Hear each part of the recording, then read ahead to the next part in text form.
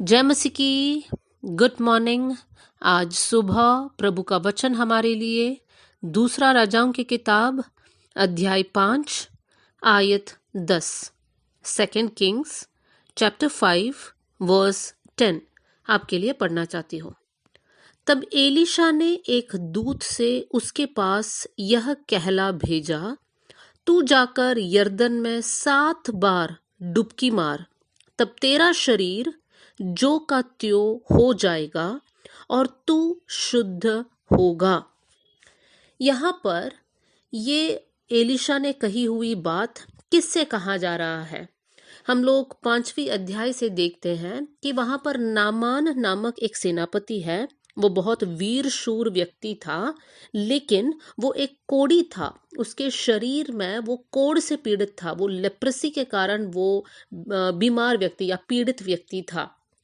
उसके घर में इज़राइल की एक लड़की रहती थी गुलाम होकर, और वो लड़की ने नामान की पत्नी से कहा कि अगर मेरा स्वामी इज़राइल देश में जाएगा तो वहां पर उसे इस बीमारी से चंगाई मिलेगा।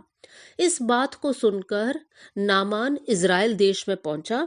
अब वो एलीशा के द्वार पर आकर खड़ा है।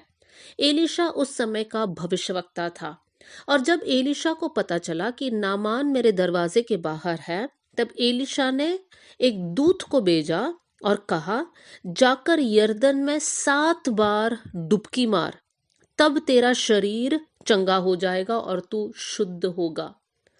नामान ने इस बात को सुन लिया, लेकिन आगे की आयतों में जब हम पढ़ते हैं, 11वीं आयत में हम पढ़ते हैं, नामान क्रोधित हो गया और वो वहां से चला गया, क्योंकि लिखा है उसने सोचा कि एलीशा बाहर आएगा या फिर प्रभु से प्रार्थना करेगा या फिर एलीशा अपना हाथ को बढ़ाएगा या हाथ फेरेगा और इसका कोढ़ निकल जाएगा। इस प्रकार का एक सोच नामान के अंदर था। लेकिन नामान ने जो सोचा वो उसके साथ नहीं हुआ, उसके विपरीत हुआ। एलीशा बाहर निकलता भी नहीं है, लेकिन एलीशा एक संदेश भेजता है कि उसको क्या क्या करना है। नामान इतना क्रोधित होता है कि वो वहां से चला जाता है। लेकिन नामान के साथ जो सेवक थे, वो सेवक नामान को समझाते हैं कि एलीशा ने बहुत कठिन काम नहीं दिया है, आपको बस यरदन नदी में जाना है और 7 बार डुबकी लगाना है। यहाँ पर भी नामान नाराज है। नामान कहता है, क्या दमिश्क में कोई और अच्छे नदियां नहीं है? क्या मैं वहां पर जाके डुबकी नहीं लगा सकता? फिर नामान के सेवक उनको समझाते हैं और नामान अंत में जाकर यरदन में 7 बार डुबकी लगाता है। और वहां पर हम पढ़ सकते हैं, जब नामान 7वीं बार डुबकी लगाकर जब पानी से बाहर निकला, तब उसका शरीर बच्चों के समान हुआ, छोटे लड़का सा हो गया और वो शुद्ध हो गया। मेरे प्रियो, यहाँ पर एक गहरी बात हमारे लिए है। नामान एक मन में एक आइडिया बनाया था कि मेरे साथ ऐसे होगा, एलीशा ये कहेगा या फिर ऐसे करेगा और मैं चंगा हो जाऊंगा। लेकिन परमेश्वर का योजना नामान के प्लान के अनुसार नहीं है। परमेश्वर हर एक के लिए अलग अलग तरीका में काम करता है। बहुत से वक्त जब हम हमारे प्रॉब्लम्स को प्रभु के सामने रखते हैं, हम प्रार्थना करते हैं, तो हमारे मन में एक पूर्व धारणाएं हैं। हमने पहले से सोच के रखा है कि प्रभु हमारे लिए ऐसा काम करेगा, ऐसा काम करेगा और हमारे लिए ये रास्ता खुलेगा। लेकिन मेरे प्रियो, परमेश्वर वैसे काम नहीं करता है। परमेश्वर हमारे सोच से विपरीत हमारे लिए भी वो अचंभित होगा, उस रीति से परमेश्वर हमारे लिए काम करता है। इसलिए जब भी हम प्रभु के पास जाते हैं, हमारी सोच, हमारे विचार, हमारे आइडियाज को हटाकर हमें ये कहना है कि प्रभु आपकी योजना इस विषय में हमारे लिए पूरा हो जाए। देखिए, एलीशा के जीवन में भी हम देख सकते हैं, एलीशा के पास कितने लोग आए प्रार्थना करने के लिए और एलीशा ने हर एक बार एक अलग तरीका अपनाया। नामान से कहा, यरदन नदी में 7 बार डुबकी लगाओ। एक विधवा स्त्री आई थी तो उनसे कहा कि पड़ोसियों से बर्तन को इकट्ठा कर लो।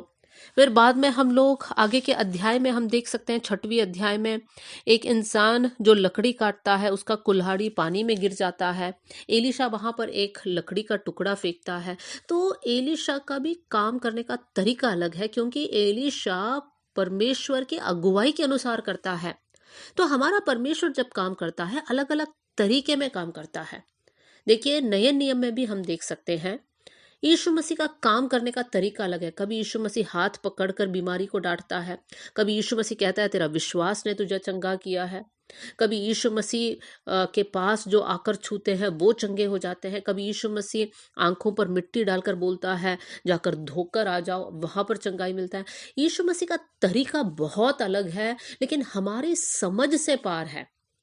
हमें वो याद है यीशु मसीह का पहला चमत्कार, जहां पर यीशु मसीह पानी को दाखरस में बदलता है। यीशु मसीह उन सेवकों से कहता है कि उन मटकों में पानी भर दो, और उसी सेवकों से कहता है कि मटकों में से पानी निकालकर प्रधान के पास लेकर जाओ।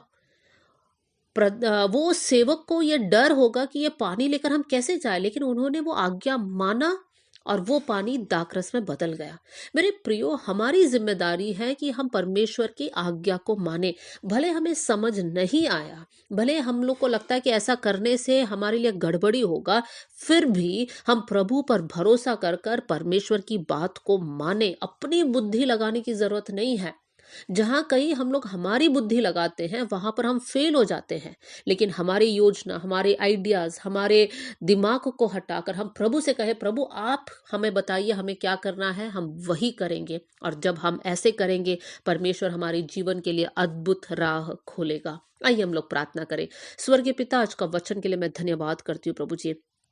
परमेश्वर, हम लोग नामान सम्मान नहीं प्रभु जी, लेकिन हम एक खुले मन के साथ आपके सामने आते हैं। आप जो भी कहेंगे हम बात मानेंगे परमेश्वर पिता। प्रभु, भले हमें समझ नहीं आता तो भी हमें पूरा विश्वास और भरोसा है प्रभु कि आप हमारी हानि के लिए कुछ नहीं करता है प्रभु जी। लॉर्ड वी लव यू प्रभु, हम आपसे प्रेम करते हैं प्रभु जी। हमारा पूरा भरोसा आप पर है परमेश्वर पिता। प्रभु, आपके आज्ञाकारी संतान के समान आपके साथ साथ चलने के लिए आप हमारी मदद करना। हमारे जीवन में जितना भी संदेह है प्रभु जी, जितना भी शक है, वो सारी बातें निकल जाए कर मैं प्रार्थना करती हूँ। ये वचन सुनने वाले हर एक जन आशीषित होने पाए यीशु के नाम से प्रभु। प्रभु, आपने हमारी प्रार्थना सुन लिया, इसलिए धन्यवाद। आदर और महिमा आपको देते हुए यीशु के नाम से हम मांगते हैं, amen. God bless you all. जय मसीह की।